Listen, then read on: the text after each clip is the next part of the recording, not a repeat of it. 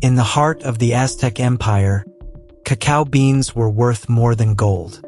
Emperor Montezuma drank chocolate not for pleasure, but for power. But this wasn't the sweet treat, you know. It was a bitter, sacred drink believed to be a gift from the gods. So how did it become the world's favorite dessert? Let's uncover the incredible history of chocolate. Deep in the tropical rainforests of Mesoamerica, wild cacao trees grew beneath towering ceiba trees. Their pods hung like small, ridged footballs, blood red and gold against dark green leaves. No one yet knew their secret. It was 1500 BCE, and the Olmec people moved quietly through the jungle. Life was harsh and unpredictable. Disease swept through villages without warning. Crops failed under droughts.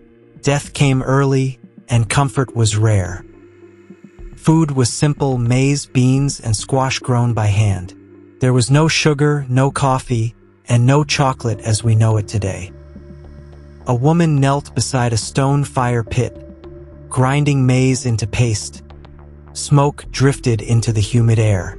Nearby, a cacao pod lay untouched, its purpose still unknown. Jaguars prowled unseen through the jungle at night. Violent storms flooded rivers within hours. Survival demanded constant vigilance. The Olmec left no writing system behind. Much of their world remains a mystery. But traces of cacao residue found in pottery over 3,000 years old reveal something extraordinary.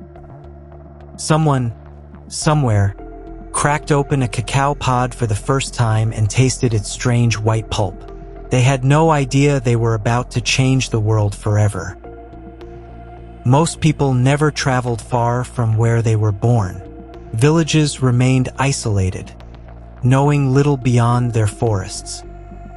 Yet they believed spirits lived in every tree, stone, and storm. Among those beliefs, this strange jungle fruit waited to become something sacred. At night, elders gathered children around smoky fires, telling stories of gods who shaped the world from darkness. Every harvest, storm, and sickness carried a deeper meaning. Traders sometimes crossed narrow jungle paths carrying obsidian, feathers, and salt, leaving before nightfall. Deep beneath the humid canopy, cacao pods continued to ripen in silence, unnoticed, unnamed, and destined to help build an empire. According to Aztec legend, cacao was never meant for humans. It belonged to the gods, hidden away in a sacred paradise. The feathered serpent god Quetzalcoatl looked down on suffering humanity and stole a cacao tree from the heavens, bringing it to earth. He planted it in Tula and taught humans how to harvest, ferment, and roast cacao beans.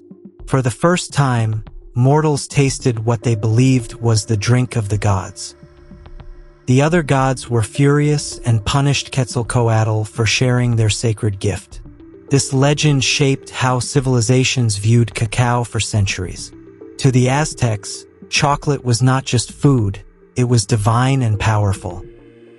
Long before the Aztecs, the Maya had already discovered cacao's importance. Ancient pottery from Honduras, dating back to 1500 BCE, contained traces of theobromine, proving cacao drinks existed thousands of years ago. Around 400 CE, a Maya priest in Copan poured a dark cacao drink from a ceramic vessel, creating thick foam, a symbol of quality and status. This was not sweet chocolate. It was bitter, spicy, and sometimes mixed with chili, vanilla, or cornmeal. The Maya called it cacao and believed it gave strength, wisdom, and a connection to the spiritual world. Only rulers, priests, and warriors were allowed to drink it.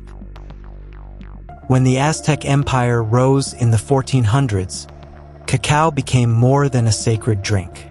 It became money. A turkey could cost 100 cacao beans, while smaller goods required only a few. Because beans were valuable, counterfeiters began filling empty shells with mud or wax, forcing Aztec markets to create inspections. In 1519, Emperor Montezuma II ruled from Tenochtitlan.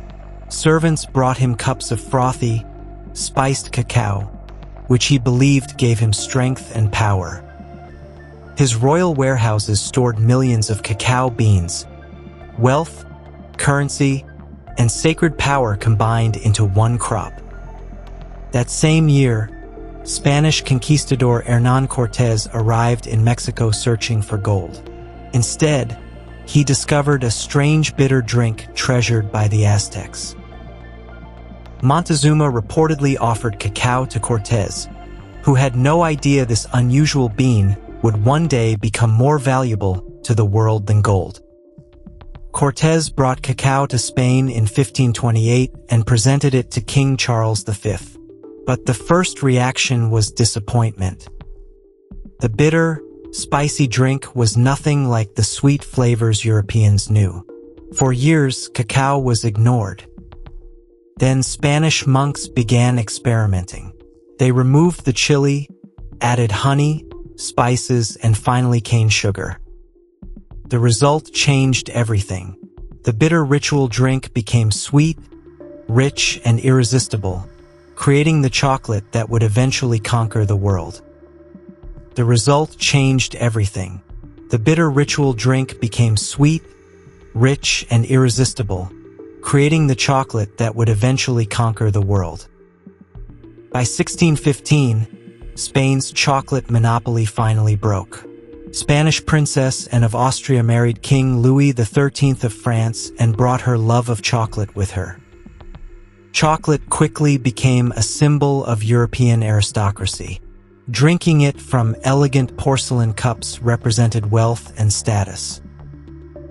By 1657, London's first chocolate house opened. Wealthy citizens gathered there to drink cocoa, discuss politics, and socialize. Chocolate houses soon became rivals to coffee houses.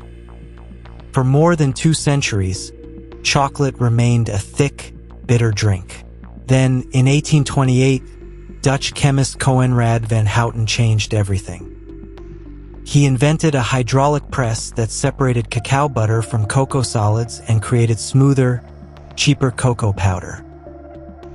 He invented a hydraulic press that separated cacao butter from cocoa solids and created smoother, cheaper cocoa powder. This breakthrough made chocolate affordable and opened the door to solid chocolate.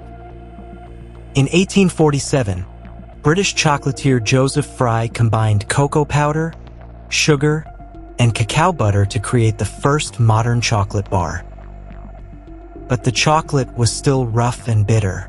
The next major transformation came from Switzerland. In 1875, Daniel Peter wanted to mix chocolate with milk but struggled with moisture problems. Working with Henri Nestlé's powdered milk process, he created the first milk chocolate bar. 4 years later, Rodolphe Lindt invented the conch machine, which refined chocolate by grinding and aerating it for hours. The result was smooth chocolate that melted perfectly on the tongue. This technique, known as conching, remains a key part of chocolate production today. Chocolate's success also carried a darker history.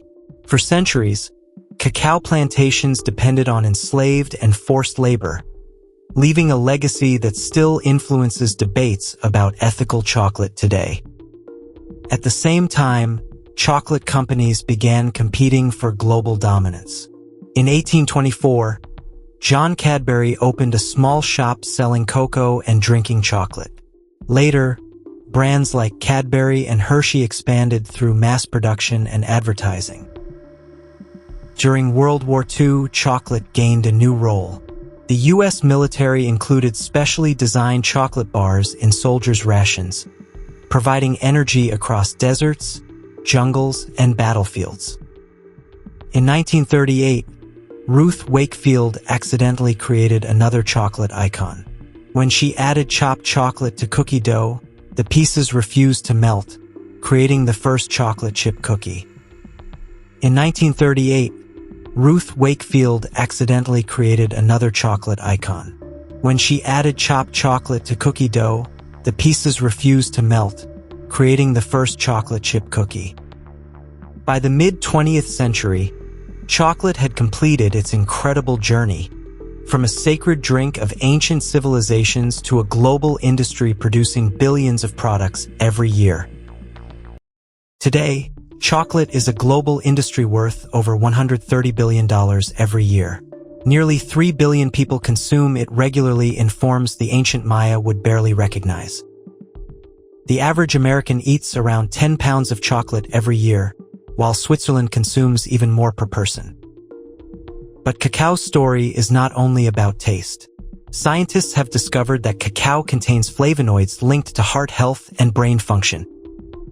The same theobromine compound found in ancient Maya pottery is still being studied today, showing that a discovery from 3,000 years ago continues to fascinate scientists. Around 70% of the world's cacao comes from West Africa, especially Ivory Coast and Ghana. Millions of farmers depend on this crop for survival. Yet many cacao farmers have never tasted the chocolate their crops create. They grow a product worth billions but often receive only a small share of its value. The industry now supports millions of people worldwide, from farmers and factory workers to retailers. Growing awareness has also led to fair trade programs and direct partnerships designed to improve farmers' lives. Modern chocolate makers are also focusing on transparency, tracing bars back to individual farms and specific harvests. Scientists have even mapped the cacao genome, searching for stronger trees, better disease resistance, and richer flavors. The same plant discovered by the Olmec thousands of years ago is now studied in advanced laboratories. Chocolate has become part of global culture. It appears during Valentine's Day, Halloween, celebrations, and everyday moments of comfort. In Ivory Coast, cacao remains a major part of the national economy, a reminder that this ancient crop still shapes the modern world. From sacred Aztec temples to supermarket shelves, cacao's journey covers more than 3,000 years. Every chocolate bar carries a hidden story, a story of gods, kings, explorers, scientists, farmers, and civilizations transformed by one mysterious jungle fruit. Here's the twist no one expects. For most of its 3,000-year history, chocolate was never sweet at all. It was bitter, spicy, and sacred, closer to medicine than candy. The sugary bar in your hand today is barely 200 years old. So which version of chocolate would the ancient Maya recognize as real? Let us know in the comments below. If you enjoyed this story, subscribe for more untold origins, forgotten history, and remarkable true stories from the past. Some legends never fade. They just get sweeter with time.